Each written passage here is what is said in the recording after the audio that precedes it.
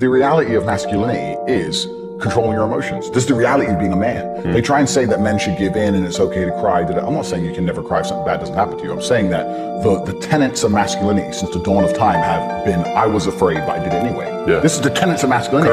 Courage. Yeah. That's what courage is. Yeah. I was afraid to storm the beaches of Normandy, but I did it anyway. I was afraid to stay on the Titanic, but I did it anyway. This is the whole tenets of masculinity. I think that's the number one thing that's missing in the world today is discipline. And a lot of these guys, they come to me for advice, and they absolutely lack discipline as individuals. And I think that's because they weren't disciplined as a child. That's my view. I've always been disciplined with myself because I've always lived a disciplined life.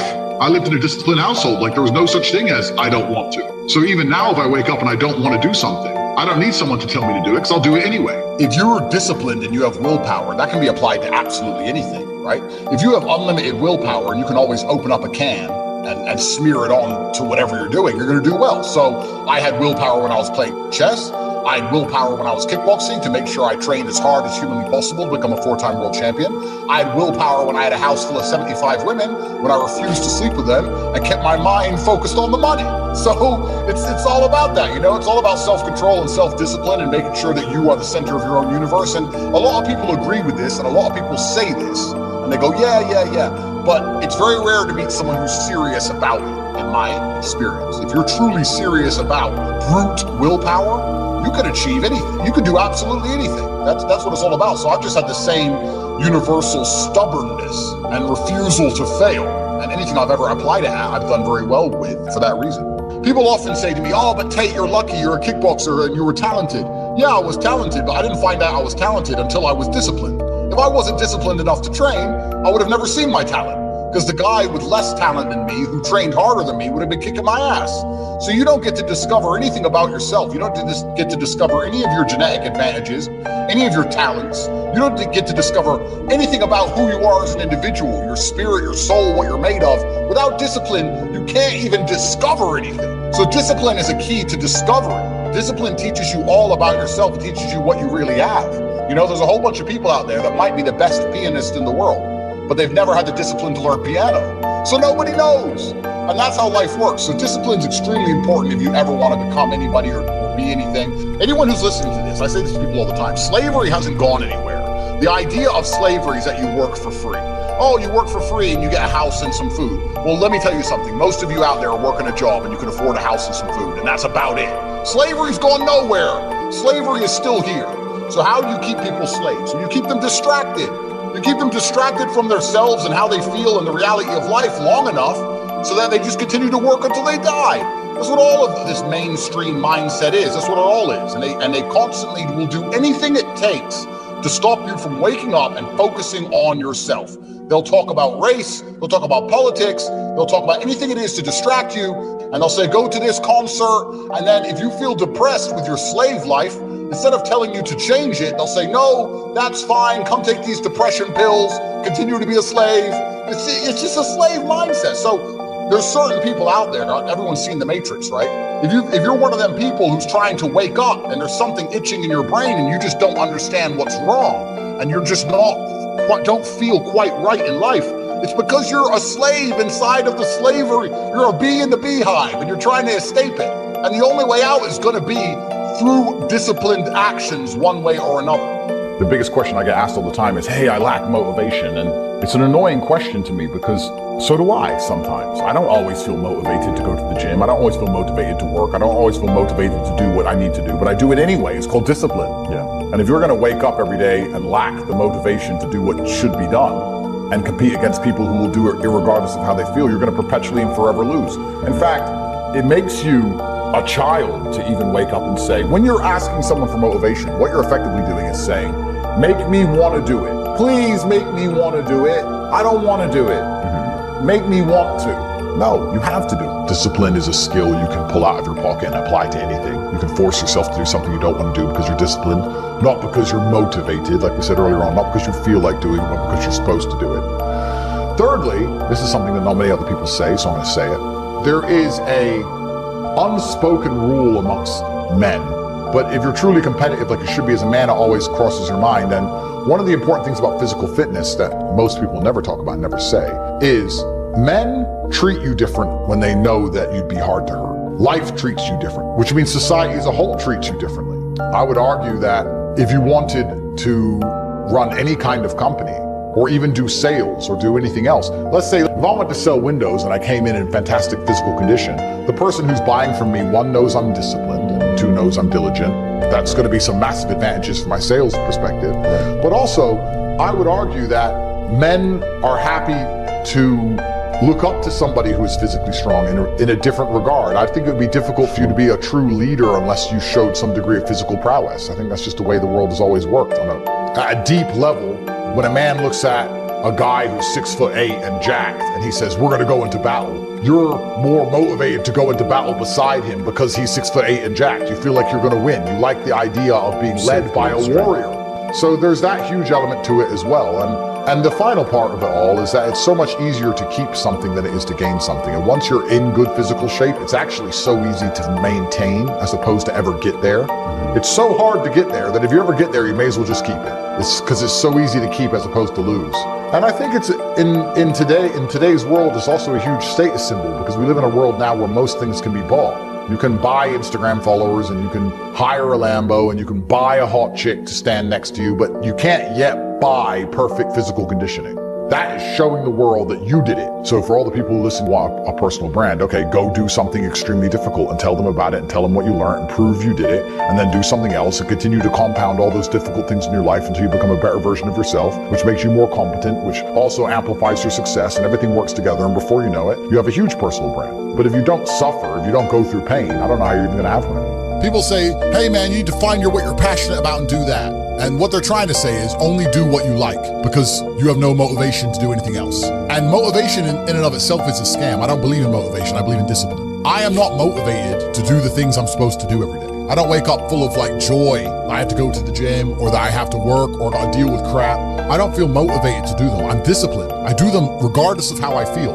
Whether I'm in the mood to do it or I'm not in the mood to do it, it gets done. That's discipline. Discipline's a real thing. Motivation is fleeting. You're never gonna be permanently motivated.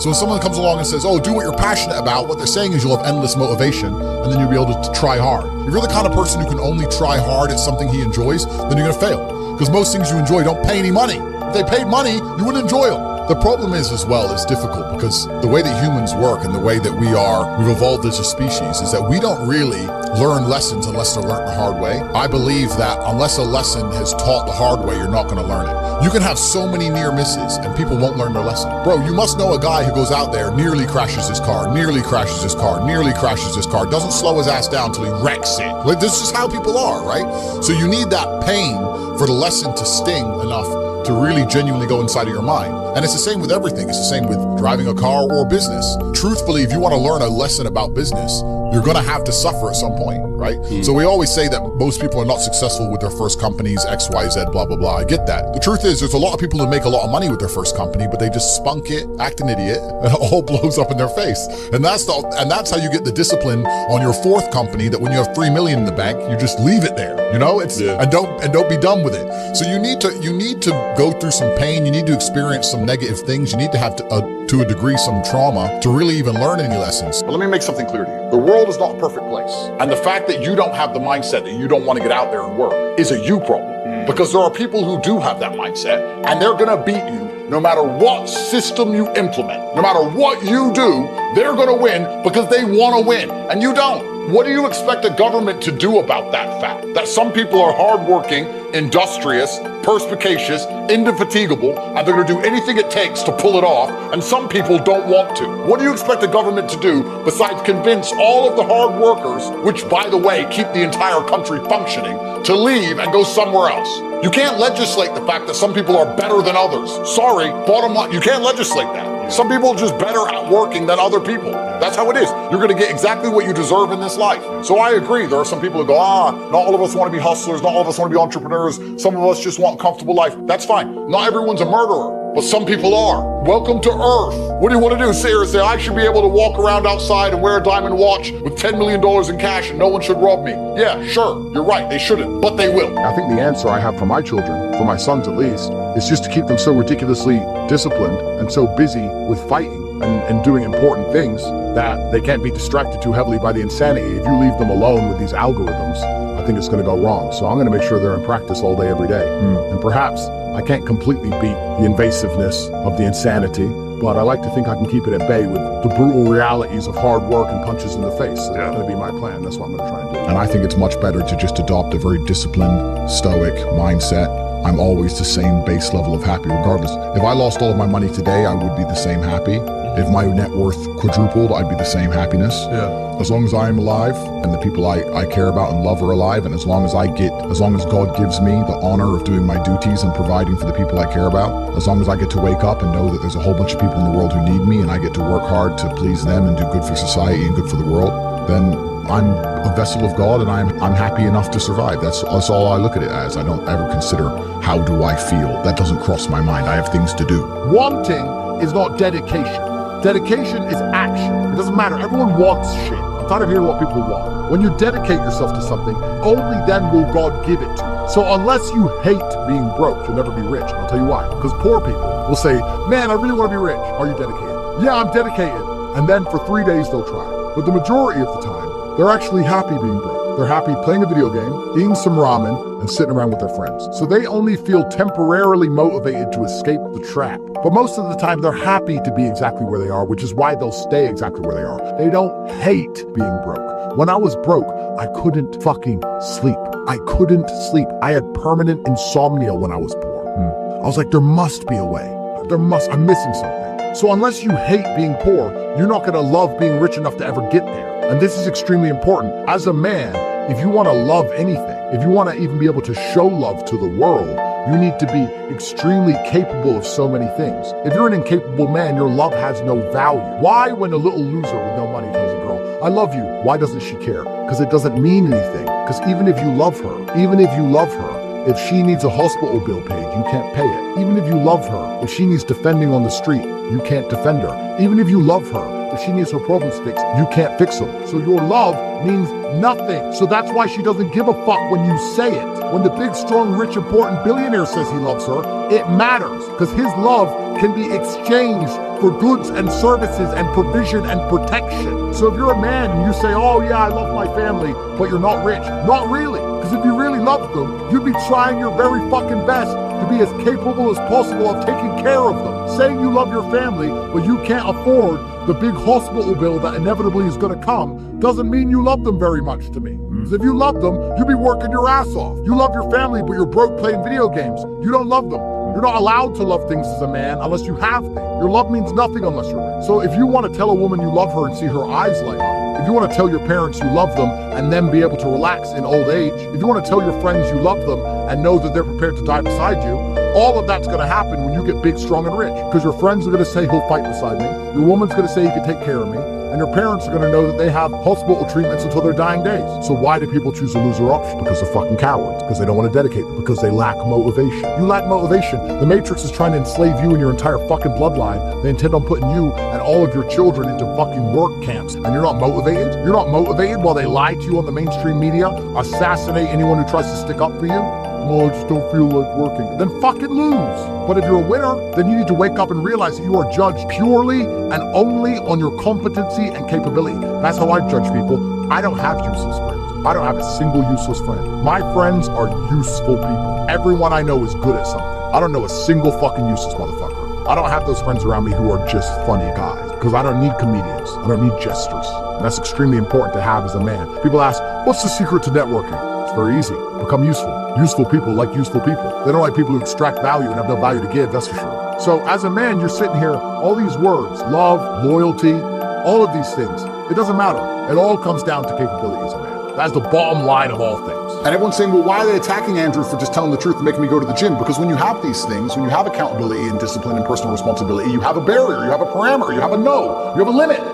They don't want you to have a limit. None of the men are allowed limits. We must accept whatever we are given from our relationship with our woman, from the government, from our job. We're just the slaves. We're the backbone of the tax bracket. We just have to shut up and pay our taxes. As soon as we have limits, they have a problem. So I learned how to become self-disciplined and become self-motivated and work hard, and I learned how to face adversity and find strength within myself I didn't know I had. And you cannot replicate that by reading pages of a book. And that takes practice and discipline and motivation, and you need to fail a few times, you need to get up. And like I said earlier, when I learned my entire mindset, that's how it comes down to. And when people say, oh, I have confidence issues, usually I can look them up and down and say, yeah, if I was you, I would completely and utterly struggle with confidence issues, because the world is competitive and there's men like me on the planet and friends like mine on the planet, and you're competing against us for money, for girls, for status, for resource, and you're going to be destroyed and decimated the entire time. So of course you have confidence issues when you can be annihilated in real time by the competitor. Why wouldn't you have confidence issues? You'd be psychopathic not to. So I do believe that if you understood the power of your thoughts, you'd never think negatively ever again. I also think that once you understand all of the bad things and good things that come into your life are a perfect plan from God himself, you're going to be a lot less affected by the bad things. If something bad happens to you, it's part of God's plan. He knows what he's doing. In the end, you're going to be happy it happened. I often ask people, is there anything bad that's happened to you in the past at the time you were distraught about that you now wish didn't even happen? And truthfully, you're like, no, I'm kind of glad it all happened because of. So if you understand you're always going to get there eventually, why be upset about it now, right? If you know in a year from now you'll be glad it happened, why be upset about it happening now? You have to be cerebral enough about things. And I think if you take these approaches, if you take the approach of manifesting what you want so you're constantly motivated and understanding all the bad things that happen to you are just a lesson and one day you're going to get over it, it's pretty easy to be a happy, contented, balanced person. I don't think there's any serious magic to happiness. I think it's a choice and it's pretty easy to do. I think the unhappiest people in the world don't have any struggle at all. You often find that people who are struggling but know exactly what they're supposed to do, if they're getting up every day and they're grinding and they're working hard and they don't have what they want yet, but they believe they're going to get it and they're trying their very best and they're dedicating themselves, they're very happy. Perhaps to people who are born with a trust fund and unlimited money and have no struggles in their life and they have no objectives to try and conquer are truly the miserable ones. Perhaps we're built for struggle. Perhaps the human mind and soul and spirit is built to struggle. Perhaps we're built to suffer. I know me as a man, I'm happiest when I suffer. Would you play a video game if it was easy? If you could never die? I mean, cheats get boring pretty quick. You play it because it's hard. That's the whole point of it. You're supposed to struggle with it. You're supposed to suffer with it. So I think that a lot of people confuse these things and they sit and say, this is really making me unhappy. Or people ask me about my current legal troubles. Is it making you unhappy? It must be really stressful. I said, yeah, perhaps. But if I didn't have it, perhaps I'd be worse. You know, if I woke up and everything was just perfect, that'd be great for a few weeks. But if you just wake up and nothing ever goes wrong, I think that'd be quite depressing in its own way. That's the beauty of life, is the up and the down, because there's no light without dark. So if you understand these things, it's pretty easy to be happy. And I think the stronger your body is, the stronger your mind is going to be. So whether it's business, whether it's women, whether it's anything else, I think if you have a strong body, you're going to have a stronger mind. I don't see how. There's two reasons for that. One, because creating a strong body takes discipline, so it trains your mind. And two, how can you have a strong body that's so resilient and have a weak mind? I mean, maybe you do. I've known a bunch of dudes who do a bunch of steroids and they cheat their way to the top. But I'm talking about if you do it legit like I did. I've never taken a steroid in my life, never cheated. I just fucking trained hard. If you train hard, you're going to learn discipline. And discipline's always going to help you. And I believe that the link between the two is strong. I think a strong body is a strong mind. I don't think there's anything wrong with a man exercising up until the age he dies. Why wouldn't he? I think that the bottom line of masculinity since the dawn of human time has been a propensity and a capability for violence.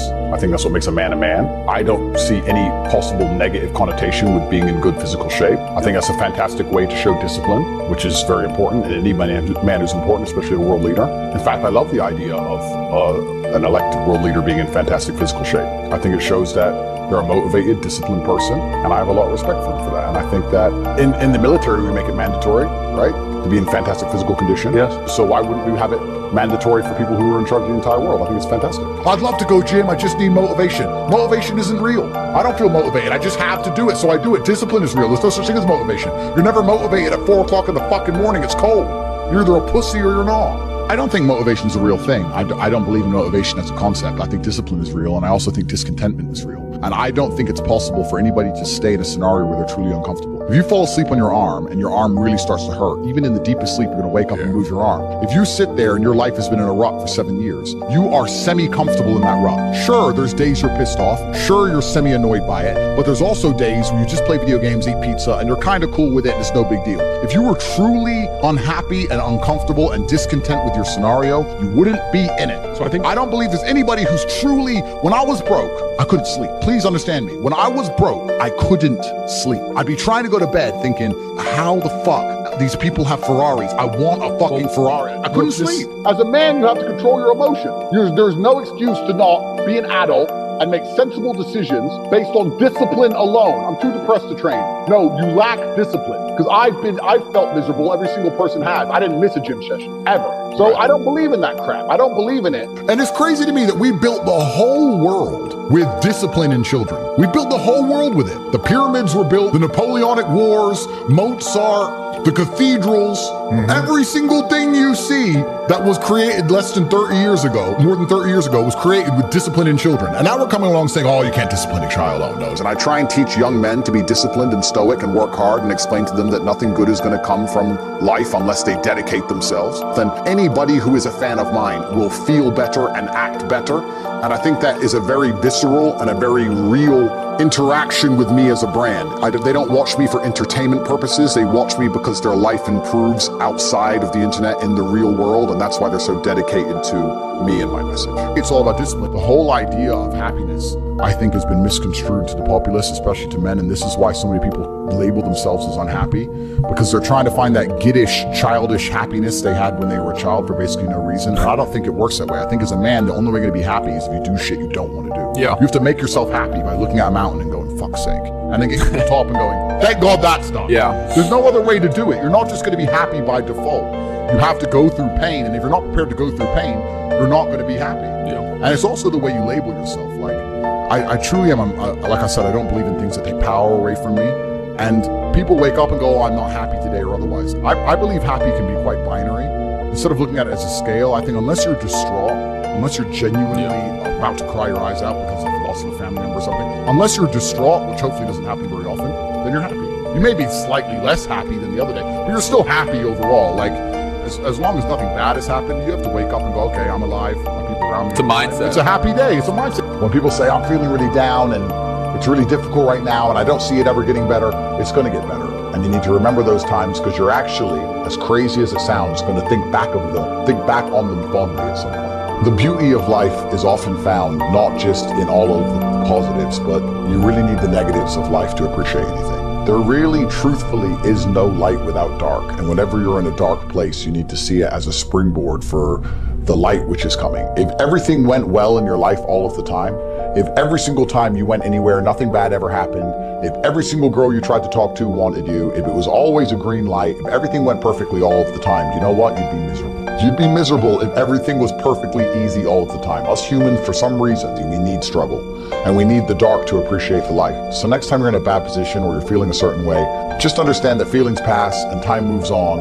And in the end, you're gonna look back on it all, as crazy as it is, as a happy memory. My advice is that one day you're gonna look back on all the things you're currently going through and you're gonna be glad they happened. If you have the right mental model, if you change how you think, one day you will look back and be glad they happened. And the most fantastic thing about changing the way you think is, regardless of what people say to you or despite the fact they tell you it's not true, I promise you, one of the only things on the planet you can control is what you think. Can't control the weather, can't control other people, can't control if your heart stops. You can't even keep it beating. But you can control what you think. I'm not saying it's easy, but it can be done. And if you change the way you view things, you change the perspective, you'll be happy that it's happened to you. Sometimes you can have an event or it's like a prism. You can have something and it's all about the perspective you view it from. And I think if you are malleable enough in your mind and disciplined enough to instill the correct software at the correct time to make sure that you're as competitive as possible, you can take any situation or scenario that you're going through and find the positive in it and use it to make you a better person. You have to really understand why you're trying to be so successful as a man. I think all of us as men, if we're honest with ourselves, are driven by this huge sense of ego. I think that we want to feel important and we want others to see us as important. And I think if you use that energy in the correct direction, it can actually be an extremely powerful thing. I don't think there's anything wrong with saying, I want everyone to view me as a competent, important, smart, successful man. I think that's a great thing. But then you get to a point and you have to really work out, what did you want all of this success for? Did you really want the cars? Did you really want all the women? But do you really want all of these things? Or what is going to be the end goal of all of this success? And I think that's why it's so important that a certain level, a certain amount of money, certainly a certain age, that you do have a family, because it grinds you. It grounds you and it says to you, it reminds you what's actually important in the world. And you go, you know what? The best thing about having all of this money is that I get to take care of my family. Because our job as men is to suffer all the time and be basically miserable. That's our job. And to get enough money so that we can make our kids and our women happy. You get to smile. You get to be happy. You get joy. Because women don't go out in the world and carve their own path. Men do. We go out there and struggle and we carve our own paths, and perhaps we'll find something in the middle because through personal experience, we've done enough crazy things to come up with some strange or different conclusion. Right. Women don't do that. Which means that men have an obligation, if you want to destroy the matrix and you want to protect the women, is to make it clear to them that they're being lied to all of the time. I'm not saying don't respect your wife. I'm not saying don't have a relationship with your wife. I'm not saying don't love your wife. I'm not saying any of those things. Yeah. What I'm saying is that you're the man of the fucking house, and that your power as a man is going to be amplified by the other men you know, and that you should be part of a clan or an army that makes you as powerful as possible, and that is man's business. And she is benefiting from all of that. She gets financial protection, she gets physical protection, she gets a whole bunch of benefits from you being a man with your guys doing your man things. She ain't in charge of you. It's not her business to tell you how the world works because she doesn't fucking know. And it's not her business to tell you how to be a man either. It's her business to have a kid and be happy and be safe and be rich and make you smile, and that's her job.